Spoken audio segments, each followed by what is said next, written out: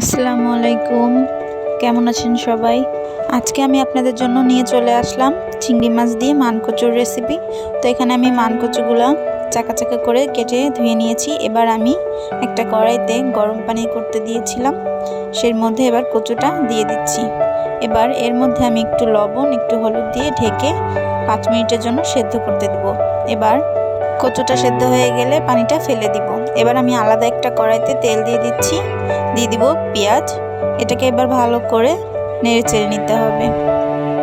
পেঁয়াজটা কিছুক্ষণ ভেজে এর মধ্যে এখন আমি দিয়ে দিব রসুন বাটা, আদা বাটা, জিরা বাটা। দিয়ে দিচ্ছি সামান্য একটু পানি যাতে করে মশলাটা লেগে না যায়। দিয়ে দিব ঝালের গুঁড়া, হলুদের গুঁড়া, পরিমাণ মতো লবণ।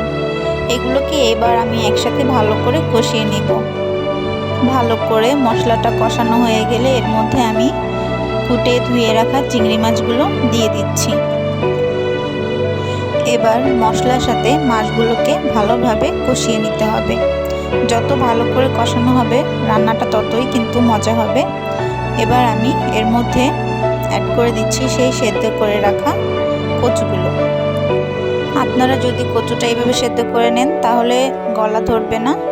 তো এইভাবে আমি এখন এটাকে ভালো করে কষিয়ে নিব 5 থেকে 6 মিনিটে।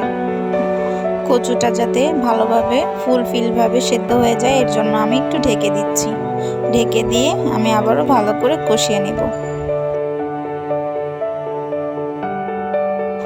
ভালোভাবে কষানো হয়ে গেছে, এর মধ্যে এখন আমি পরিমাণ মতো পানি অ্যাড করে দিচ্ছি। ঝোলের পানি অ্যাড করে আমি আবারও একটু ঢেকে দিয়ে 10 মিনিটের জন্য রান্না করে নেব। ব্যাস, এবার আমার কচুটা সেদ্ধ হয়ে গেছে।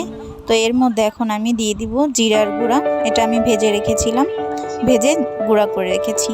আর দিয়ে দিব 2 থেকে 3টা কাঁচা ঝাল, যাতে করে একটু ঘ্রাণ আসবে।